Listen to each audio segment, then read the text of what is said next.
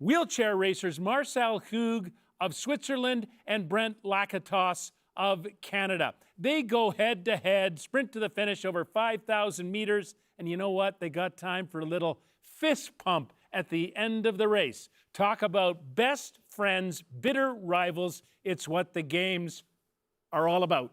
And I love it. Absolutely love it. Coming up on Toyota Paralympic Games primetime, Allison Levine comes through in the clutch and sets up a big bocce showdown. More medals in track cycling. 2 hours of coverage starts at 8 p.m. I'll be back for that, along with Paralympian Steph Reed. We'll see you then.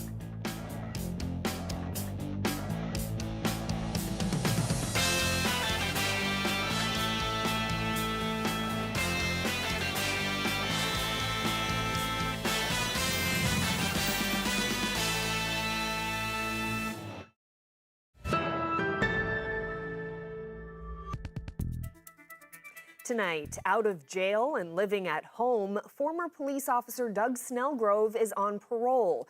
And we head to Paris for a poolside chat with Paralympian Katarina Roxon. This is CBC Here and Now.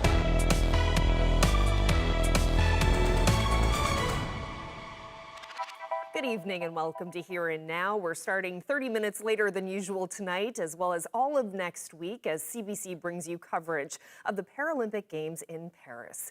So let's get to our top story. Former RNC officer and convicted sex offender Doug Snellgrove is now out of jail and living at home on parole.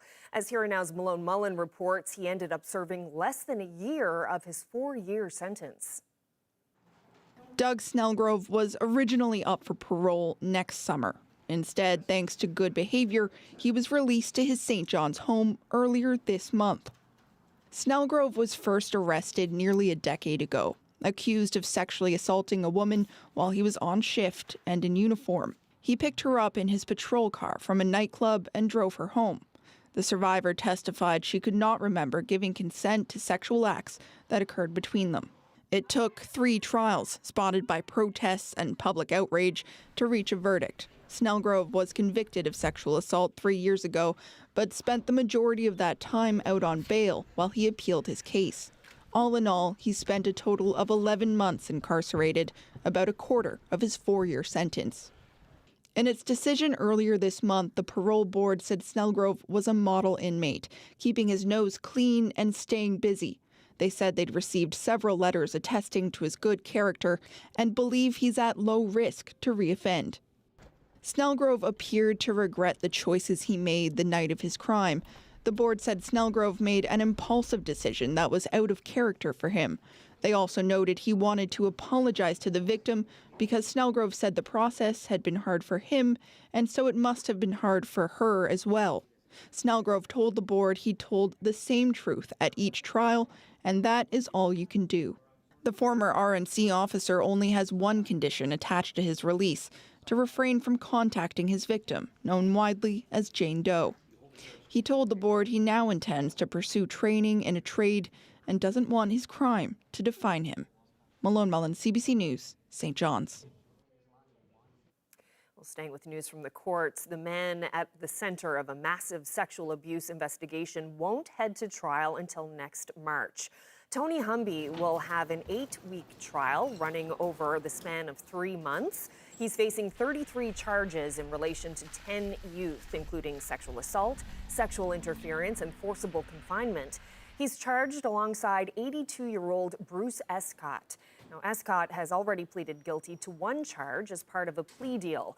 The charges stem from an RNC investigation into complaints of sexual violence between 1995 and 2022. And 2 men on the Avalon Peninsula have been arrested on firearms charges, part of a joint operation by the RCMP and RNC. 50-year-old John Byrne of Harbour Grace faces 55 charges.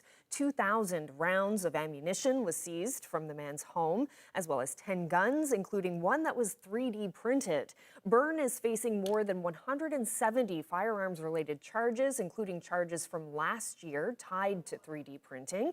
Brandon Chafe was also arrested. The 23-year-old had been released from custody earlier this week, awaiting trial on firearms and drug trafficking charges before being apprehended again. This is not a situation where it's something that's, of a lesser extent, a lesser criminal code offense. These are serious offenses, and getting guns off the street is extremely important. Because people, when they're using these firearms, they're not using them it's not a personal use situation. These are the guns that are used in the commission of crime. And we are stopping crime by getting like-minded individuals and firearms off the street and laying these charges. Ottawa is restricting the number of temporary foreign workers allowed into this country. As Here and Now's Terry Roberts reports, there's local concern that restriction will hurt rural parts of the province where there's a shortage of workers to fill low-wage jobs. It's about to get a lot harder to bring in temporary foreign workers. And some say the new rules could be devastating for rural seasonal businesses, especially those that depend on the brief tourism trade. You'll actually see some businesses just say, look, this is just too much work. It's too expensive, up to $14,000 for every temporary foreign worker. They'll just close shop. A rise in the unemployment rates for immigrants and young Canadians is being partly blamed on the historic surge in the number of temporary foreign workers. So regions of the country with high unemployment rates, like Newfoundland and Labrador, will no longer be allowed to bring in temporary workers from abroad. Also, employers will no longer be allowed to hire more than 10% of their total workforce through the program. And temporary foreign workers will be limited to one-year contracts, down from the current 2 years. There are exceptions for sectors such as seafood processing, farming, health, and construction. This recruiter and immigration specialist says there's widespread concern among employers. Phones start ringing 9 o'clock this morning, am I affected? How will this impact? How will this impact our company? How will this impact our future plans, The TFW program is designed to be used only when qualified Canadians and permanent residents are not able to fill job vacancies. But temporary foreign worker numbers surged during the pandemic. We are taking action. And now the federal government says the program is no longer fair to Canadians struggling to find a job, and that some temporary foreign workers are being mistreated and exploited. The program has been used widely in rural areas like the Northern Peninsula and parts of Labrador, where the population is aging and low-wage jobs are hard to fill. Now employers may be forced to pay more to fill their labor needs. So then the rate of pay for everybody is up. And not that that's a bad thing. However, that price has got to go back to the consumer. So the price of goods in a restaurant, your service fees are going to increase. This lobbyist for the food service industry wants the federal government to re-examine the impact of these sweeping changes. I think it was a very quick response from government to political pressure. And we're going to be consulting and working with government to try and get them to have some carve-outs for rural, remote, and tourist areas. The new rules take effect on September 26th. Terry Roberts, CBC News, St. John's. Well, Foreign Affairs Minister Melanie Joly visited Labrador earlier this week. She was in the province to push the strategic importance of five-wing Goose Bay and says the federal government needs to invest more in the base. New drones. We have a new defense policy that is all about the Arctic and protecting the Great North. And we know Goose Bay is a gateway to the north.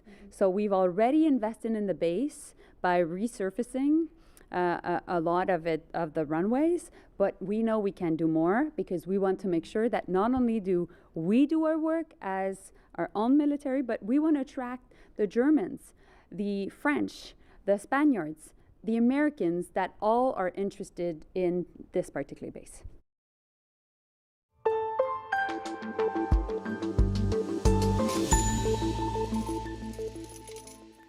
A St. John's food bank says there has never been more of a need.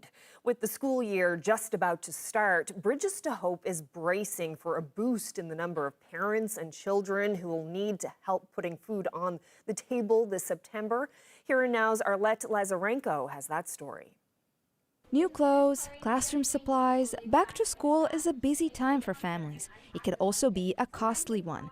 That's why Bridges to Hope Food Bank in St. John's is buckling up for a hectic back-to-school season. This time of year, we tend to see the number of kids visiting the food pantry go up significantly. And there's a lot of reasons for that. You know, one of the big ones is that everybody's getting ready for back to school. And it's very expensive to do that, not just the school supplies, but the clothing and the shoes. So we do see more families turning to food banks for support.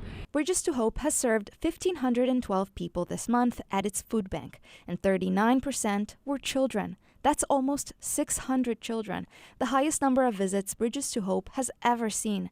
Last August, Bridges says, 368 kids came through the door. That's a jump of 60%. I think overall, folks are just struggling with the cost of living. I think anyone that you talk to, mentions the cost of groceries especially, and big families are just really, really feeling the pinch, I think. More need from the community means more donations needed to keep these shelves stocked. And that's not easy. But Bridges to Hope says staff know how to stretch a dollar. It has gotten more difficult to keep up with the demand. So far we're doing okay, and we're very lucky to have amazing community support. Most of our financial support is just from individuals donating $10 or $20 a month, and I can't say enough how far that really goes in making a difference for the folks in our community. According to Food Banks Canada, 1/3 of people coming through the doors are children. Last year, more than 60 food banks across Newfoundland and Labrador saw an increase in visits. And more than 22% of them were single-parent families. That's why Bridges to Hope is also filling up backpacks for the fall, full of school supplies for K-12 students. Arlette Lazarenko, CBC News, St. John's.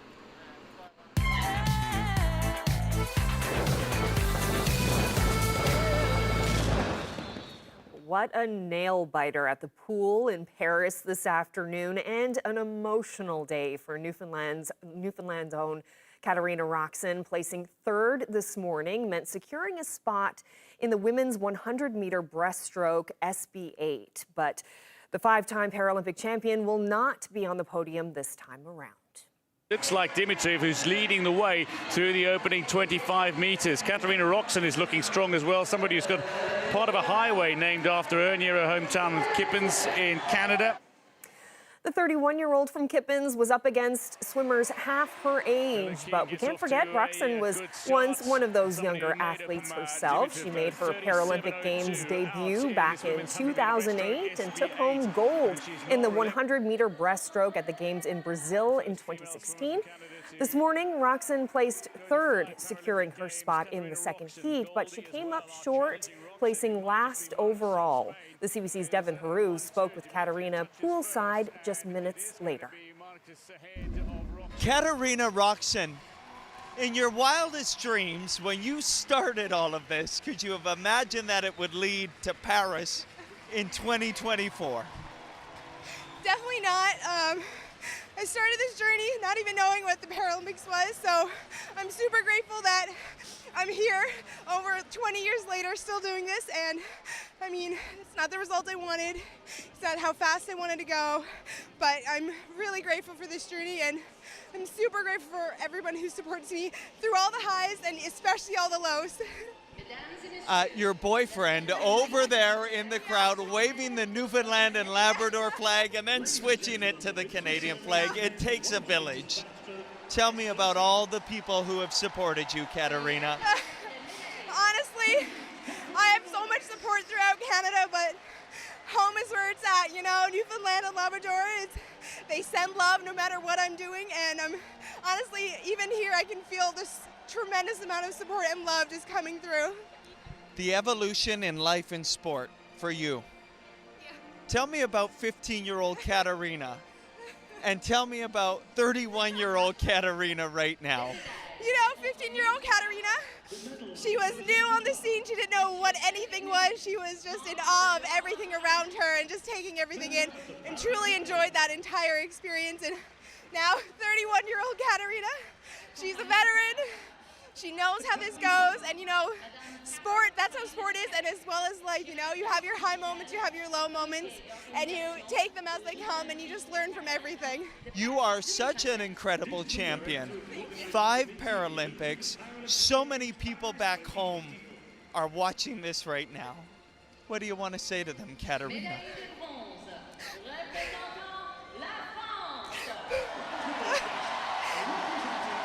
I'm so grateful. I'm so thankful to every single one of you who send messages. Most people, I don't even know you, but thank you so much. It means so much to me. Just having that love, the support, the encouragement, it means so, so much to me. It's been, over 20 years that I'm still getting more and more support, so thank you all from the bottom of my heart so much. I am sorry to disappoint. I know a lot of people are going to say it's not a disappointment. I am disappointed, and I know I feel that I feel like I've let everybody down, but I am very grateful for the support that I have, so thank you all so, so much. You've let nobody down, Katarina. You should be so proud. What an honor to speak to you. Thank you so much. Thank you.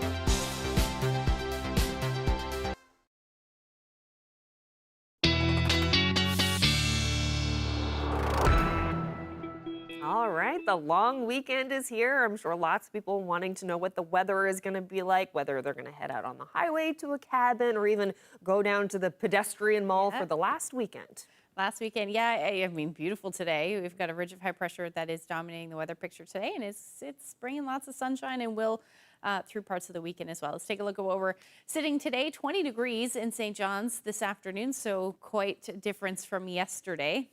22 in Gander. The hot spot was Terra Nova this afternoon at about 24 degrees. But we do have temperatures in the upper teens, or mid-teens, I should say, for northern portions of Labrador. Otherwise, a fairly lovely day today with temperatures in the low 20s for most of Labrador. Taking a look at where we're sitting now, pretty similar. Dropped a couple of degrees here and there, down to 18 degrees in St. John's. Temperatures will drop tonight as we sit under some clear skies, and really it's because that ridge of high pressure is dominating. We see some high cloud filtering in right now, but nothing too significant. So we've got that area of low pressure, area of high pressure rather, like I said, and then we've got this area of low pressure that is going to bring some cloud cover and the chance of showers to parts of Labrador as we head through tomorrow along a front. But for the time being, we are going to continue to see some lovely skies, or some lovely conditions as we head through tonight. It is a bit breezy though. We've got some winds gusting anywhere from 30 to as much as 50 kilometers per hour. And this is actually going to continue because of that area of low pressure and the ridge of high pressure. We are seeing some gusty winds, and in particular along the strait as we head through tonight and into tomorrow, we will see some gusty winds. We could be talking about winds in excess of 90 kilometers per hour, so definitely keep that in mind.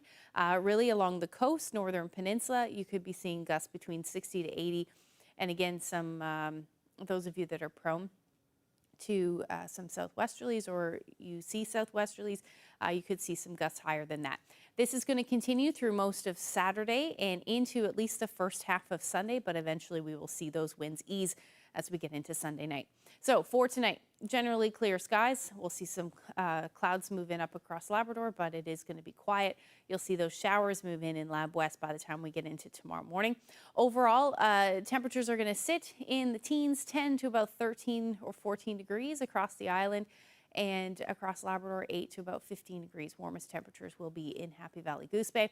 And as we head into tomorrow, this shower activity slowly will move in, and we'll see that head towards central areas of Labrador as we head towards the afternoon, late afternoon, early evening by the time those showers make their arrival, and that will be the case as well towards the coast of Labrador. Otherwise, a beautiful Saturday on tap across the island. We are looking at temperatures tomorrow as well, sitting in the mid to upper 20s. Beautiful Saturday with winds a little brisk at about 40 kilometers per hour out of the southwest, but overall beautiful day. And again, those temperatures pretty similar up across Labrador as well. As we take a look at the long-range forecast, we do have those temperatures hovering into the 20s pretty much as we head into next week. However, like I said, those showers for the long weekend on Monday and into Tuesday as well. But we should see things clear up by the time we get into Wednesday. But those overnight lows are going to start dipping, and that will happen midweek next week. And for central Newfoundland, you are also looking at showers Monday and Tuesday, similar for western Newfoundland, maybe lingering a little longer into Wednesday. But overall, your temperatures will be in the teens, dropping. Same thing for eastern Labrador, and your overnight lows will be in the single digits, and that will be the story for western Labrador as well. Your daytime highs on Monday only reaching about 8 degrees. And those showers will continue Tuesday and Wednesday as well, but your temperatures will rebound slightly. Our weather photo of the day is a little mama and her ducklings there, or her babies, I should say.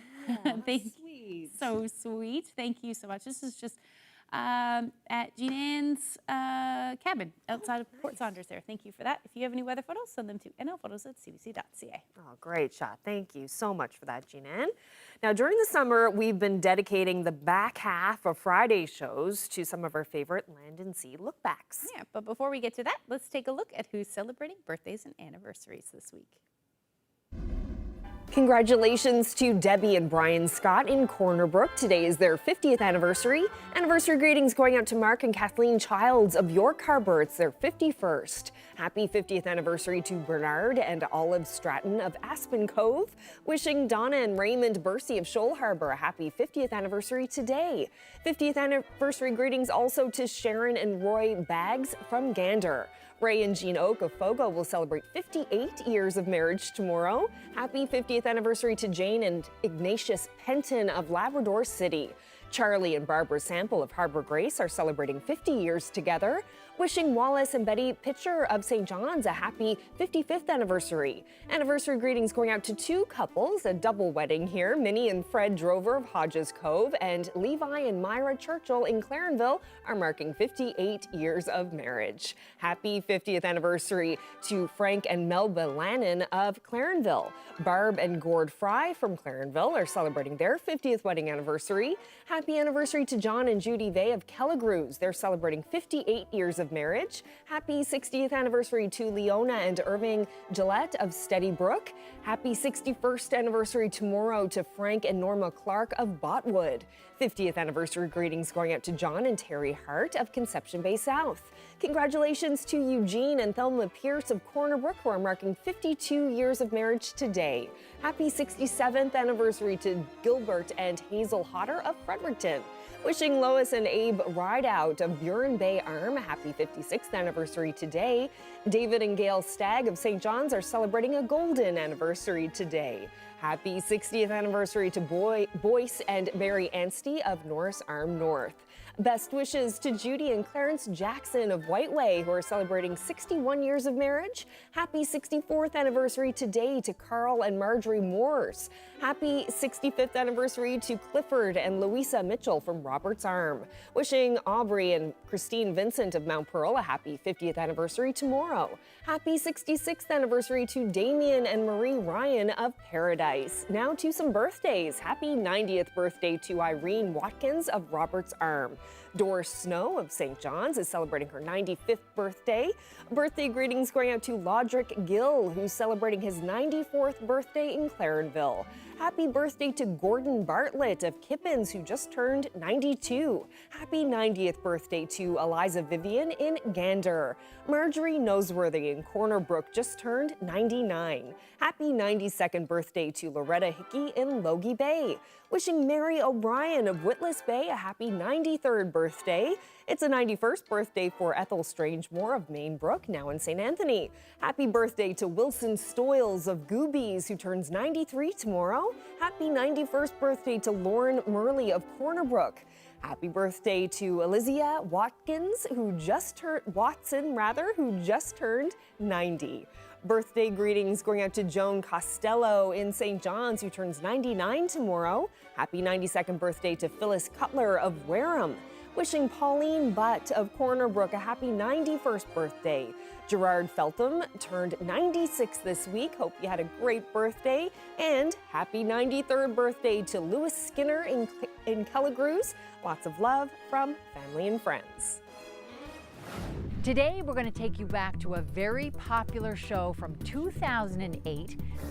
Mom used to say, well, God love her. I wonder where she survived.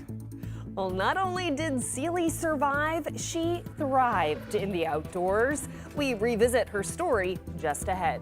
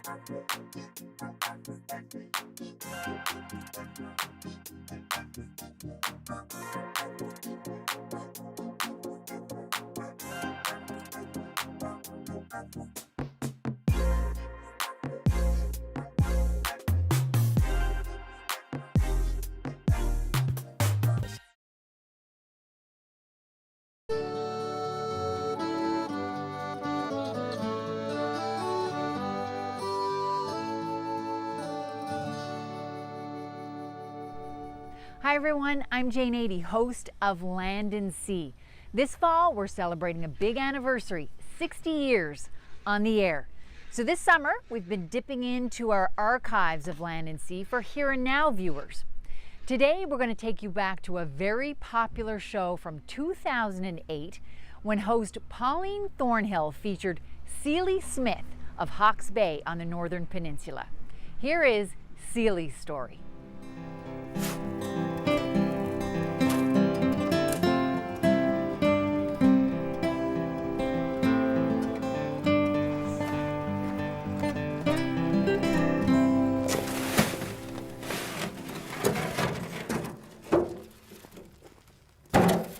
She's Celie to anyone who knows her.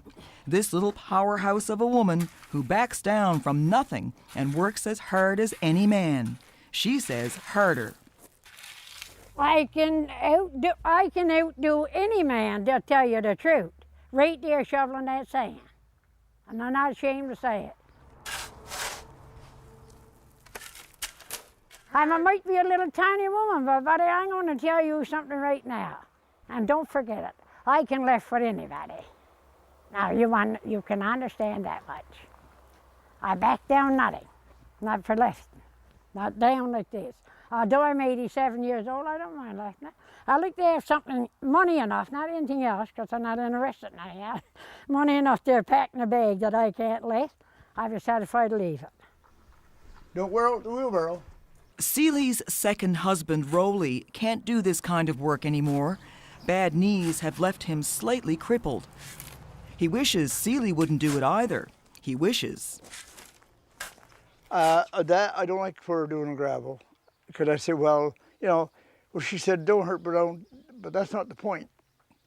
We were kind of looking forward, maybe I get somebody else coming. I want to get somebody to bring the machine in. She said, no, they wouldn't do it the way she wants it done. Oh, no, I don't have to do it. I could get something to come in and level it off. But why get something and come in and beat your garden up and make it look worse than what it is if you can level it off yourself? If I was sick, crippled or disabled or something like that, it'd be different. But thank God I'm in the best of health. She's in the best of health and she's multi-talented. Celie's not just a laborer, she's a hunter, a trapper, and a carpenter. She can't read or write, but she built her own house and a whole lot more. Celie, who taught you carpentry work? That fella up there. That's the only fella I know. Nobody else taught me. The only fella put it in my mind. Nobody else put it in my mind. Because there's none of the family carpenters. No, nobody. I mean, there was nobody there carpenter. I built houses in Eddie and I built houses in Hawke's Bay, I don't know, and I built down there, worked with Maine for 32 years steady. Celie retired from carpentry work when she was 66 years old, and she hasn't stopped since. Well, give me 3 meals, perfect, all day. Nothing wrong with it. 3 meals a day is the best thing you're going to have. And a good shot of whiskey before you go to sleep. On top of it. That settles it down, see? Get up in the morning like a bird.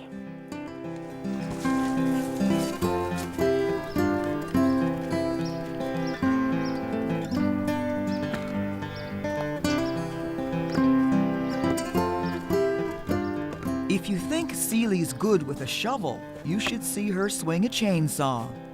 This one is too small for anything else. She's got 6 fence posts that need sharpening, posts she'll hammer into the ground herself once the weather gets cooler. Well, who in the hell is going to help me? You can't get somebody to come in your garden now under $20 to look at you, let alone coming in and do something. So if I ask somebody to come in and drive them 6 posts, you can say $50 kind of hell. And $50 is not that thick. I'm only on pension. $50 was even thinner when Celie was a child. It would have been a small fortune.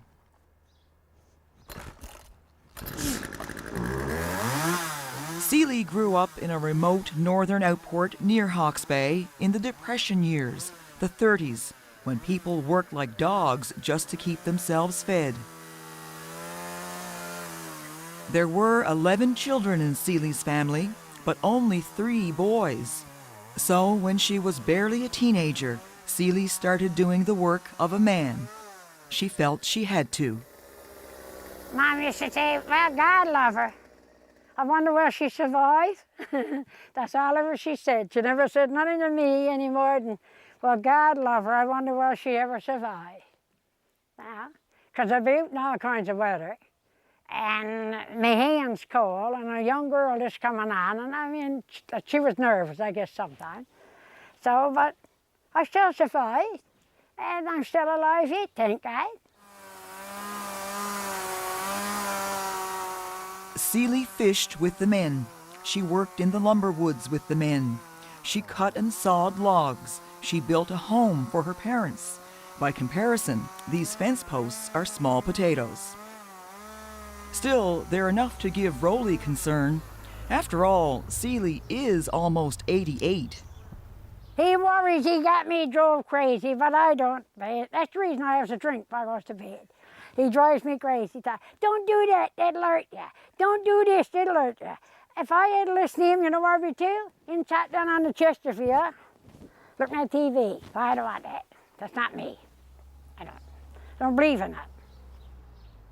If everybody would do the same work as I'm doing today, the world wouldn't be like it is, because they wouldn't have time to go on with the mischief they goes on with. Now that's 3 parts of the world. That's what's wrong with the world today.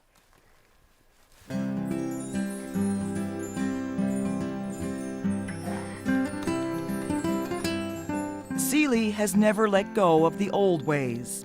They're her ways, the ways she was born into, and she has no intentions of changing. Take her garden. Celie doesn't have to set a garden anymore. She could just as easily save herself the work and buy her greens at a store. But does she? No. No, she'd rather grow her own and go through the trouble of preserving them in bottles, just the way she's always done. Turnip greens, I love turnip greens. Anytime I want some, I always got them. Now, there's not much you don't bottle, is there? No, there's not much I don't bottle. I don't bottle me old man, but that's all. I can't bottle him because that's the only company I got. Apart from that, I have him in bottles. So long as I can get in the garden, I'm going to set. Now, I might have to get help to come in and plow it up. I can plow it up, but he won't let me out there. He says it's too hard on me, but I can plow it. I want my 2 knees good like that. They're good. Thank God, perfect. And I want to be able to go trapping in the fall. I want to be able to go snaring. I want to be able to go rabbit catching. And I want to go move something when the time comes. And get me careful, please God.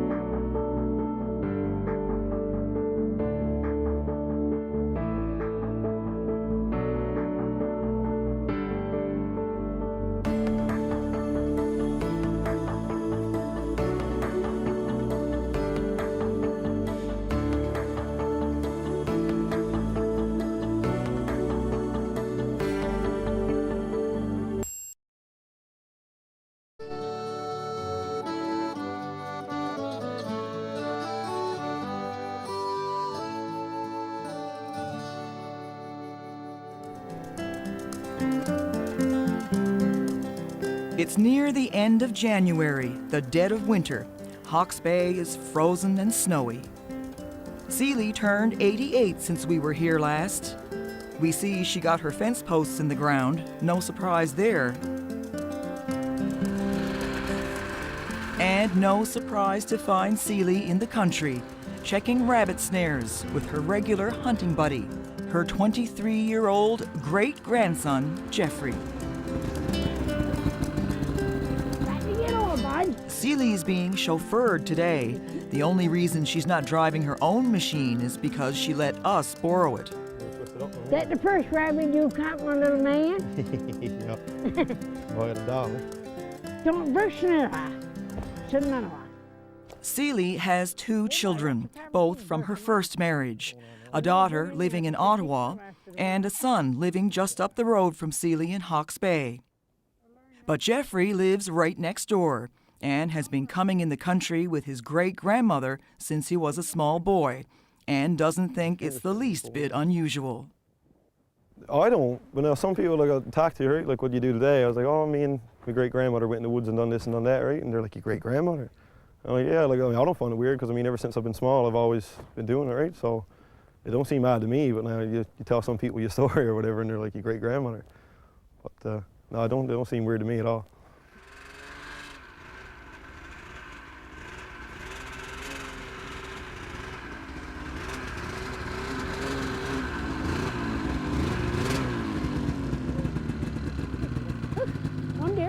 You take that one there, and I'll take the other one. And I'll take that old one. That's whole. You can take the one there if you want some. I'll take mine. Jeffrey's had a lot of firsts with his great-grandmother.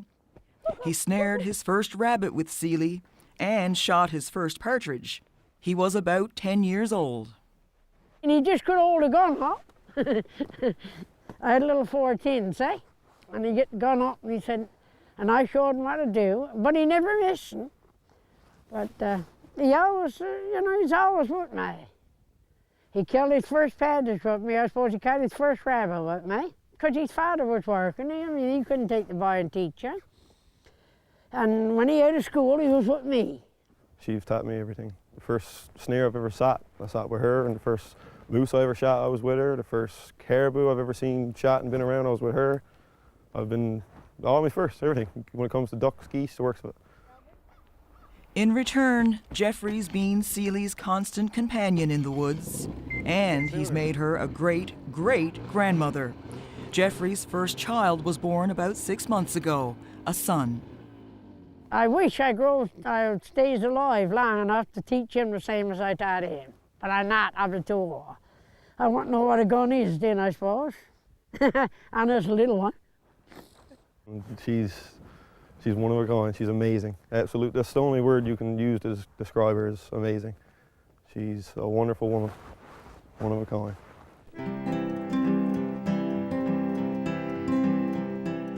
This is Celie's sanctuary in the woods, her retreat, her camp. The camp she built about 14 miles from Hawke's Bay.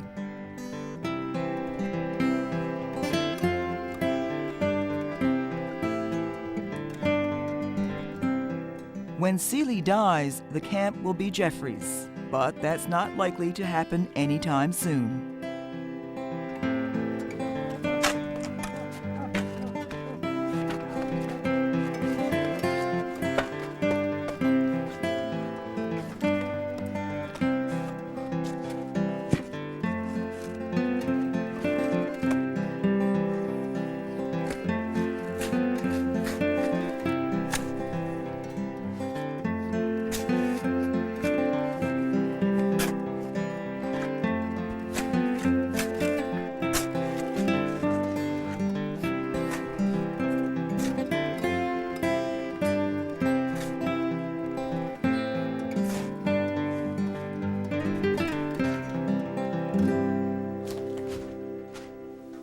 There's more than one way to skin a rabbit, and Celie knows them all. Since we were here last, she's snared muskrats, foxes, weasels, and just this month, she's trapped beaver. So what's an 88-year-old woman doing working a trap line? Pleasure. exercise, and outdoors hobby. That's what I call it. Something you're out of doors getting the fresh air in on the lungs. But if you're in the house, you're only breathing that same air all day long, cooking and hair from the house. Just, well, I don't know, it's not no circulation. Well, we got a hair circulator, but that's not the same thing as out of doors in the woods. So the camp is precious to Celie, and to her husband Rolly too, although he finds it difficult to get in here this time of year. His bad knees and snow machines don't mix. But in the summer and fall, you can drive to this place over an old abandoned woods road, a road Celie's traveled often. Well, that's my best love I got. The only love I got left now is to come into my camp and spend a couple hours or a couple of days, couple of nights. I come into the camp and I can relax. There's no noise or nothing, only a scatter beer coming out there, but I don't mind him because I got a license and I go bang and that's it. Celie isn't kidding about that one. She was in the news less than a year ago, the then 87-year-old woman who killed a bear, 2 in fact, just outside the camp. While most marveled that an 87-year-old woman could kill a bear, some shuddered at how the deed was done. Celie caught her bears in a snare. What would you say to people who think that it's cruel to snare a bear? What would I say? You don't suffer so much if you hit him with a bullet and let him run away from you. Because he'll go away and suffer probably for days before he dies. But if you put a snare out there, I can put a snare out there, and if there's a bear gets in, and the longest he's going to live is 15, 20 minutes.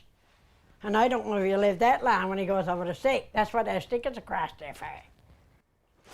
So, if a snare is set properly, even a bear snare, it's humane. That's what Celie believes. And whether you agree or disagree with her ways in the woods, you still have to admire the fact that she's in here. At 88, alive and kicking, unlike some poor unfortunates.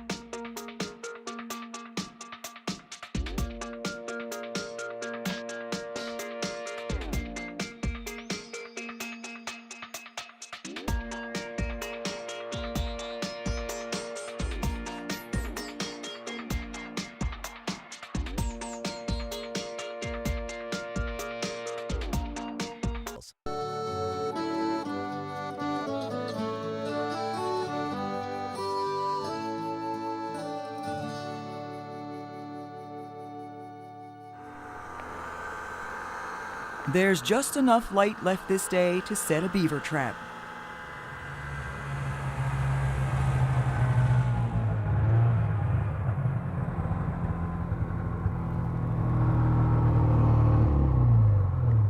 Come on, old buddy, let's get off and take off. Celie's company in the woods for beaver is usually her son, Walt. He's trapped with his mom for up on 50 years now.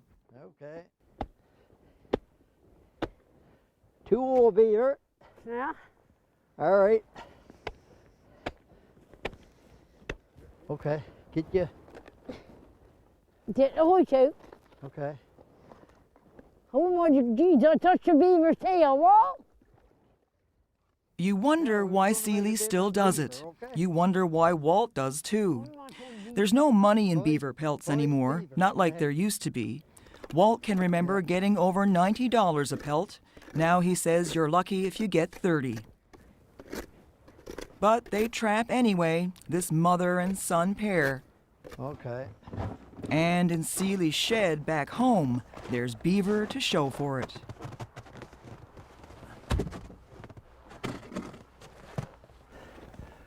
Yeah. Nice beaver, that is. There's not too many fellows can say that their hunting buddy is their mother. No, there's not too many, but I can. You know, I can say it. I can go back for, like I say, 50 years, you know. And pretty well all I know about around the woods and how to get out of the woods and how to light the fire and, you know, get things going and boil the kettle and stuff like this. I picked a lot of it up on my own, but then again, I had a good teacher in the first beginning, you know. Indoors, in the kitchen of the home she built, Celie's preparing rabbits to bottle, to preserve for the winter. Over the years, Celie must have packed thousands of rabbits, seriously. When she was a youngster, rabbits were a mainstay on this peninsula, one of the only sources of fresh meat. There were no bottles then, just cans, and Celie helped can cases to sell for cash money for the family's winter groceries and to eat in the long, hungry month of March. So you'd think Celie'd be sick of eating rabbit by now, but not so. And if it comes out of her own bottle, all the better. Well, the way I looked at it, why you boys in the store is not fit to eat. So no, it's not fit to eat. Because you'll go to the store and you get a chicken, you don't know if he's fresh, if he's been frozen tied, don't know where he come from. Perhaps down the dumps, as far as we know, we don't know where anything comes from when it comes in a store. Beaver number 2. She's something to be reckoned with, this mother of Walt's, and there's no one who'll dispute it. There's no one who can. You go in the woods with Mom for a day, in around half a day in the woods, and you'll come out here in the evening and, you know, me, I'll sit back in the Chesterfield and I'll fall asleep. But I'll phone up here to Mom, what are you doing? Well, she's sat down probably watching TV. Tired, Mom? No, not bad. You know, here she is, 88-year-old, eh? You know, she's something else, I'll tell you that. She's something else, yeah. As far as I'm concerned, anybody says they're getting old, they're foolish because they just gives up. No, don't give up. Go on. Keep going. And you too. I hope you just feel this. The tree is there. Oh, the tree is just as good as I is today. When you get 88. I can't wish us no more harm than that. And that was a very popular show from 2008 called Celie's Story. And it was so popular, in fact, that host Pauline Thornhill went back to Hawke's Bay 4 years later to interview Celie again. She was 92 at that time. And Celie became an iconic figure in Land and Sea's program history. She passed away in 2016 at the age of 96. Well, we hope you've enjoyed this look back at Land and Sea archival specials this summer. Watch for us in October when we start our 60th season on the air. Thanks for watching, and we'll see you soon. Well, what a wonderful and inspiring story. Thanks so much to Land and Sea's Jane 80 for bringing us these summer look-backs. I think Celie's story is the perfect way to end this series, marking 60 incredible years of Land and Sea. So that does it for us on this Friday. A reminder, though, we're a slightly later show due to the Paralympic Games in Paris. Next week is no different. We'll be broadcasting a half an hour later than usual, starting 6:30 Island time.